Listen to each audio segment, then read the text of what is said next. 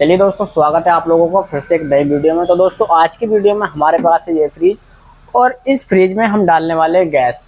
तो जब भी हम फ्रिज में गैस डालते हैं तो हमारी सबसे बड़ी प्रॉब्लम ये होती है कि फ्रिज में हमारे कहीं लीकेज तो नहीं है, या फिर जब हमारी गैस इसमें से निकली है तो वो निकली क्यों है और कहाँ से निकली है। ठीक है, तो मैं 3 स्टेपों में ये बताने वाला हूँ आप लोगों को कि आप लोग किसी भी मैकेनिक से फ्रिज करवा रहे हैं, ठीक है, तो उस फ्रिज को किस प्रकार से आप लोगों को कराना है जिससे आप लोगों की जो गैस है वो डाल के जाए और डायरेक्टली निकल ना जाए। ठीक है, या फिर 1 साल बाद या 2 साल बाद गैस आपकी ना निकल जाए, तो आप लोगों को किस प्रकार से गैस डलवानी है फ्रिज में। ठीक है, तो देखिए, सबसे पहले जब भी हम फ्रिज में गैस डालते हैं तो हमारे पास इस प्रकार का कंप्रेसर होना बहुत ही अनिवार्य है, क्योंकि इस कंप्रेसर की मदद से ही इसके अंदर हम प्रेशर स्टैंड कर सकते हैं, यानी कि प्रेशर डाल सकते हैं। अगर मान लीजिए हम प्रेशर नहीं डालते हैं फ्रिज के अंदर, डायरेक्टली गैस डालते हैं, कुछ मिस्त्री होते हैं कि डायरेक्ट गैस डाल देते हैं, तो फ्रिज के अंदर हमें ये पता नहीं चलेगा इसके अंदर हमें लीकेज है या पाइप टूटा हुआ है कहीं से। वो गैस डाल के जाएगा और 15 से 20 दिन में गैस हमारी निकल जाएगी, यानी सारे के सारे पैसे बर्बाद। ठीक है, तो आप लोगों को ऐसा नहीं करना है। किसी भी मैकेनिक को आप लोगों को बुलाना है तो सबसे पहले इस कंप्रेसर की मदद से इस फ्रिज में हमें क्या कम करना है, प्रेशर डालना है। देखिए, हमारा ये कंप्रेसर चालू है, शुरू की हमारी आवाज़ एकदम आ रही है, मैं माइक में दिखा देता हूँ। ठीक है, अब इसमें मैं यहाँ क्या काम करूँगा, प्रेशर डालूंगा सबसे पहले। अब हमें प्रेशर से क्या पता चलेगा,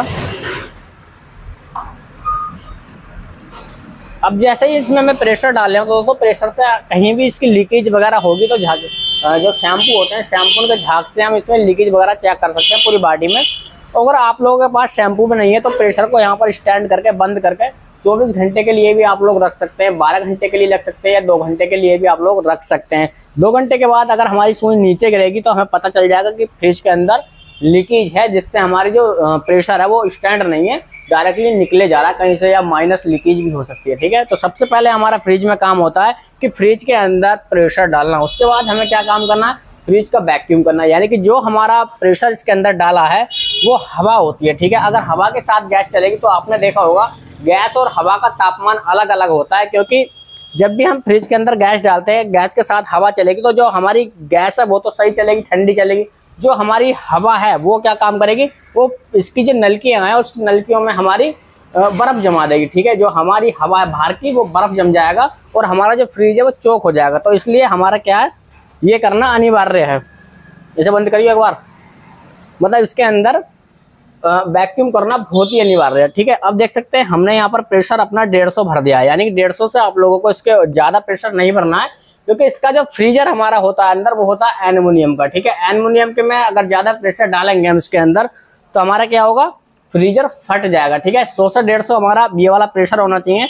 अब आप लोग अगर झाग भी नहीं यहाँ पर लगा रहे हैं कोई दिक्कत नहीं है, बाकी आप लोगों को 2 से 3 घंटे इस प्रेशर को बंद कर देना है, स्टैंड करके ऐसे ही रख देना है। ठीक है, जब भी हमारी सुई ये वाली नीचे को गिरना स्टार्ट हो जाएगी, इसके अंदर लीकेज होगी फ्रिज की। अगर लीकेज नहीं है तो सुई हमारी ये डायरेक्टली मीटर की कहाँ रहेगी, जगह पर स्थित रहेगी, और हमें पता रहेगा कि फ्रिज के अंदर कोई लीकेज नहीं है। लीकेज है तो आप लोगों को चेक करना है कहाँ पर लीकेज है, वहाँ पर वेल्डिंग करना है। अगर लीकेज नहीं है तो प्रेशर आप लोगों को सारा निकालना है और डायरेक्टली वैक्यूम मशीन से इसका वैक्यूम करना है। उसके बाद आप लोगों को गैस डालनी है। तो वैक्यूम किस प्रकार से करते हैं वो भी मैं आप लोगों को बताऊंगा।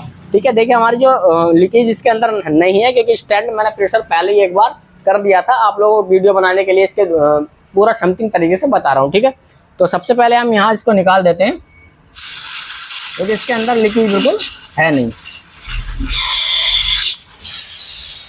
ठीक है, ये वाला अब हमें वैक्यूम करने के लिए क्या करना पड़ता है, ये वाला जो मीटर है हमें यहाँ पर, ये प्रेशर मीटर होता है, यहाँ पर हमें वैक्यूम वाला मीटर लगाना होगा, यानी जो हम गैस डालते हैं यहाँ पर नीला वाला आप लोगों को मीटर लगाना होगा। तो ये वाला जो मीटर है मैं हटा देता हूँ यहाँ से, और वैक्यूम मशीन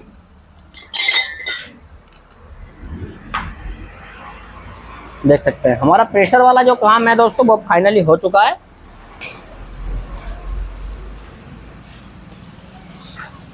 अब आता है कि हमारा काम वैक्यूम का, करंट आ जाएगा इसमें, वो तार लग रहा है 2। अब ये हमारा जो मीटर है वो बदल चुका है। अब फ्रिज के अंदर होता है हमारा वैक्यूम। ठीक है, वैक्यूम का जो मतलब है मैंने आप लोगों को बता दिया क्यों वैक्यूम हमें कराना चाहिए। देखिए, मशीन हमारी चालू हो गई, तो इस मशीन से वैक्यूम कराने के बहुत ज़्यादा फायदे हैं। यहाँ से भी एक बार खोल कर देख लेंगे कि वैक्यूम हमारा अच्छी तरीके से हो रहा है नहीं हो रहा है।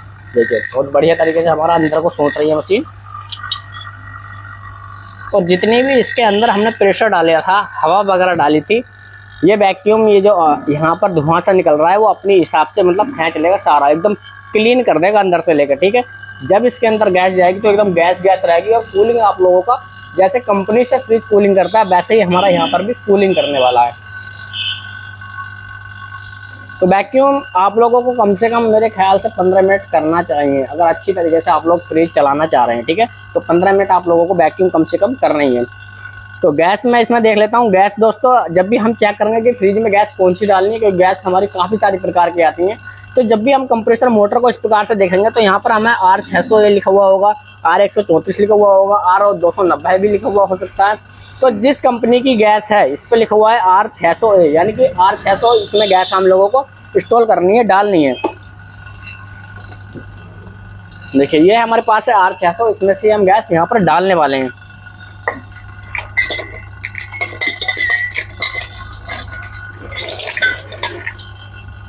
इसके लिए सबसे पहले हम यहाँ पर इसका मीटर लगा लेते हैं, इतने हमारा जो वैक्यूम है वो कंप्लीट होता है।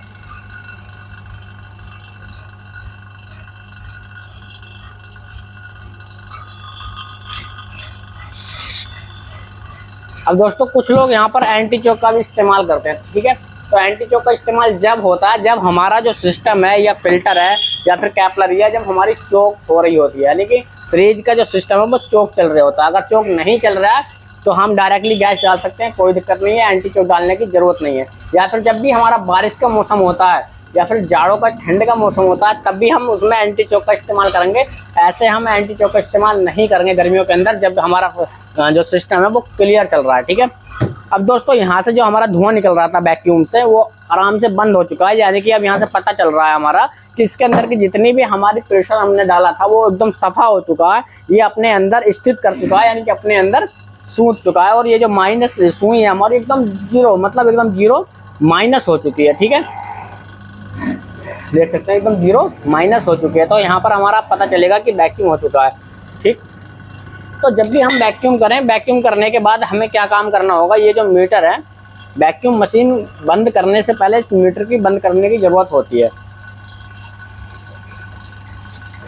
देखिए इस प्रकार से ये मीटर हमें सबसे पहले बंद करना है।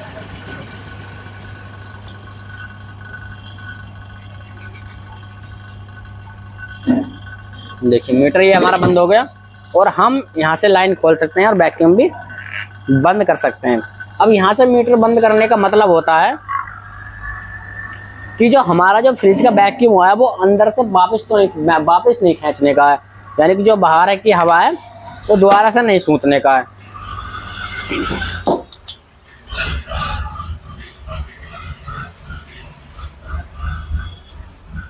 ठीक है, यहाँ से थोड़ा खोल देंगे, यहाँ से हमारा खुल चुका है। अब इस नली के अंदर भी हमारा थोड़ी हवा एयर पहुँच गई है, तो इस एयर को भी हमें निकालना होगा। सबसे पहले थोड़ा सा इसे खोलेंगे और देखिए यहाँ से थोड़ी गैस निकल गई, इसे छोड़ देंगे ऐसे ही। अब इसका जो वैक्यूम है इसे कहते हैं वैक्यूम तोड़ना। वैक्यूम तोड़ दिया, गैस हमारी अंदर जा चुकी है। ठीक है, अब थोड़ी सी गैस और इसके अंदर डाल देंगे बस। ठीक है, अब इसके अंदर हमारी जो गैस है वो अंदर चली गई है। ठीक है, अब करते हैं हम कंप्रेसर को स्टार्ट, यानी कि इस फ्रिज को स्टार्ट। अभी तक हमने इतने प्रोसेसिंग के अंदर फ्रिज को स्टार्ट नहीं किया। ठीक है, अब हम इसको स्टार्ट करेंगे। इसके तार वगैरह कहाँ भी देखिए हमारी सुई जो इस समय 20 पे है, जैसे ही हम कंप्रेसर को स्टार्ट करेंगे ये सुई हमारी माइनस में जाना स्टार्ट हो जाएगी। देख सकते हैं ये जो सुई हमारी जाना स्टार्ट हो गई और हमारा जो कंप्रेसर है वो झिंझनाना स्टार्ट हो गया है। ठीक है, अब यहाँ पर ये कैसे पता चलेगा कि हमारा जो फ्रिज है वो चोक चल रहा है या चल रहा है। चोक चलने के लिए आप लोगों को सबसे पहले ये जो फिल्टर है इस प्रकार से छू कर देखना है।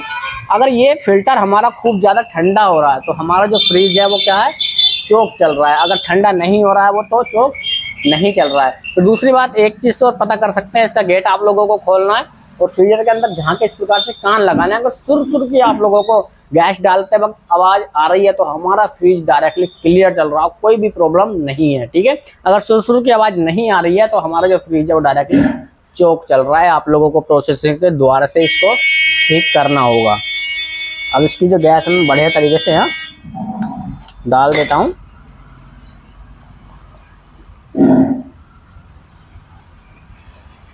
वो देखिए हमारा जो जाल है वो अच्छी तरीके से यहाँ पर गर्म होना स्टार्ट हो गया है। इसकी जो नली है वो गर्म होनी स्टार्ट हो गई है, यानी गैस चारों तरफ घूमना स्टार्ट हो गई है। फिल्टर हमारा नॉर्मली चल रहा है, ये भी हमारा नॉर्मली चल रहा है, कोई प्रॉब्लम नहीं है। अब जो इसका गैस का प्रेशर आप लोगों को रखना है वो रखना है -0, यानी कि जो 0 वाली सुई होती है, यहाँ पर होती है हमारी 0 वाली सुई, तो -0 रखना है। 0.1 भी रख सकते हैं या -0 रख सकते हैं, ठीक है। इससे ऊपर हमारा जो R600 का प्रेशर है वो नहीं होता है। तो मैं मानता हूँ दोस्तों आप लोगों ने वीडियो को बहुत अच्छी तरीके से समझा होगा कि फ्रिज में गैस किस प्रकार से डालते हैं। तो आज के लिए धन्यवाद।